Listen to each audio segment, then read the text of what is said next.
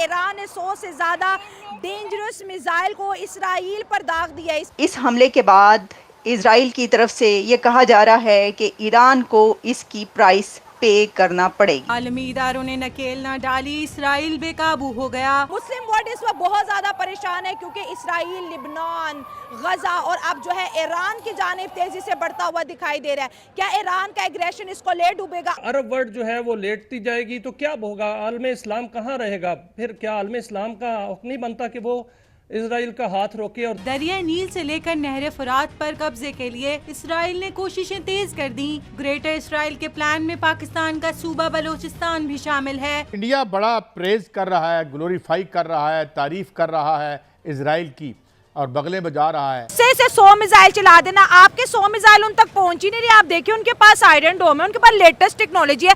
اب بدلے میں اسرائیل آئے گا تو ایران کیسے خود کو بچائے گا؟ ایران نے ساتھ ہی یہ کہہ دیا اس حملے کے بعد کہ اب یہ ہم نے حملہ کنکلوڈ کر دیا، یعنی جو ہم نے کرنا تھا وہ کر دیا ہے، اور ہم نے اس لیے کیا کیونکہ ہم یہ ریونج لینا چاہتے تھے تو ہم نے یہ کر دیا۔ تو اسرائیل یہ کہہ رہا ہے، نیتن یاہو کا یہ کہنا ہے کہ نہیں، اس طرح ختم نہیں ہوگا۔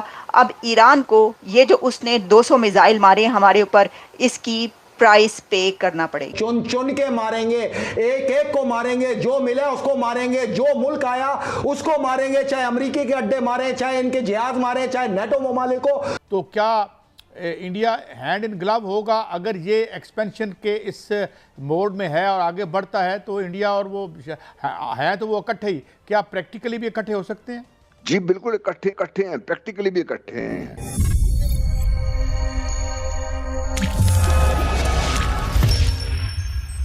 نمسکار، جے ہند دوستو، ایران نے اسرائیل پر کئی میزائل حملے کیے، جس کے بعد اسرائیل نے جوابی کارروائی کرنے کی قسم کھائی ہے۔ ایرانی حملے کے کچھ گھنٹوں بعد نیتن یاہو نے سرکشا کابینٹ کی بیٹھک کے دوران کہا کہ ایران نے آج رات ایک بڑی غلطی کی ہے اور اسے اس کی قیمت چکانی پڑے گی۔ ایران کے سوتروں نے دعویٰ کیا ہے کہ اب اسرائیل ایک بڑا حملہ کرنے کی تیاری میں ہے۔ سمبھاوت ٹارگٹ میں ایران کے تیل ڈپو اور ہوائی اڈے شامل ہو سکتے ہیں۔ اسرائیل کا مکہ نشانہ پرمانو ٹھکانے، یورینیم خزانے، سینیہ ٹھکانے اور ریسرچ ری ایکٹر سینٹر کو نشانہ بنایا جا سکتا ہے۔ ایرانی سہیوگیوں پر اسرائیل کے لگاتار حملوں کے بعد بیتے دن ایران نے بھی پرتکریا دی۔ حزب اللہ پرمکھ حسن نصر اللہ اور اسماعیل ہانیہ کی موت کا بدلہ لینے کے لیے داغی گئی میزائلوں سے اسرائیل کو زیادہ کچھ نقصان نہیں ہوا۔ اب اسرائیل بھی اس کا جواب دینے کو تیار ہے اور مانا جا رہا ہے کہ کچھ ٹھکانوں کو چنہت بھی کر لیا گیا ہے، جس کے بعد مسلم ملکوں میں ڈر کا ماحول ہے، خاص کر ہمارے پڑوسی ملک پاکستان میں۔ عرب ورلڈ جو ہے وہ لیٹتی جائے گی تو کیا ہوگا؟ عالم اسلام کہاں رہے گا؟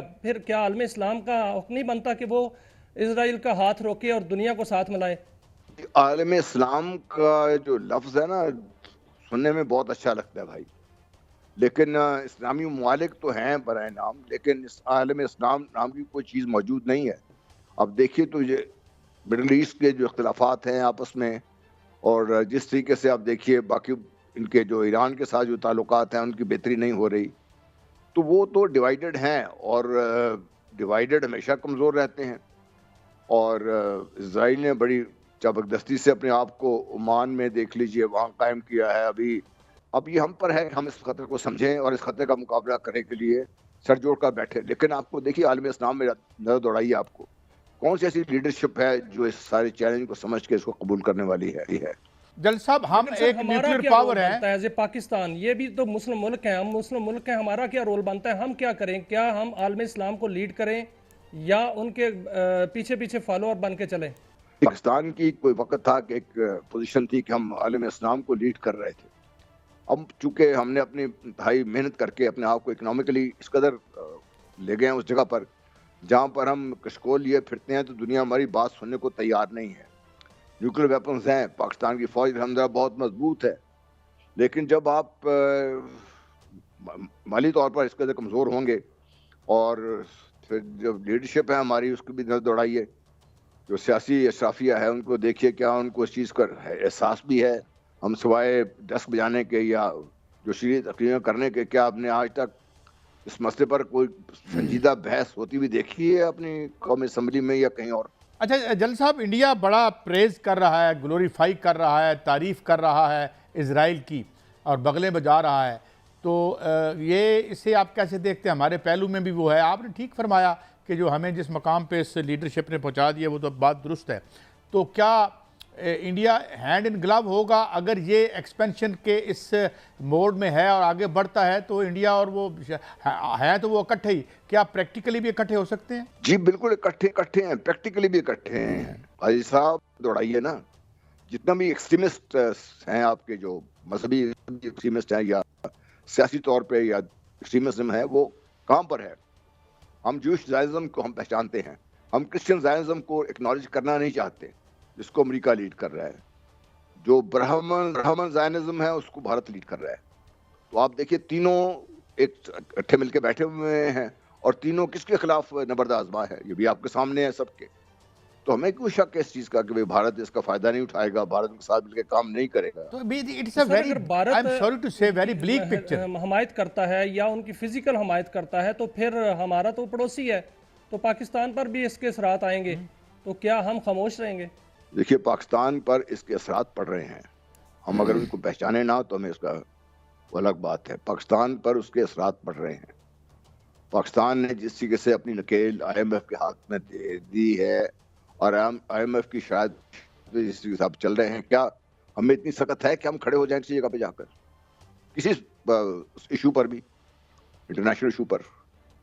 ایک اور سوال, اگر اس طرح آل آؤٹ وار ہوتی ہے, ایران بالکل ہمارے ہمسائے میں بڑا لمبا بارڈر ہے, ہم کیسے نان شائلنٹ رہ سکیں گے if ایک آل آؤٹ وار شروع ہوتی ہے ایران اور اسرائیل کے مابین؟ دیکھیے جب یہ مسئلہ خدا نہ خواستہ یہ بات یہاں تک پہنچی تو پھر پاکستان تو اگلا نشانہ ہے ہی ہے.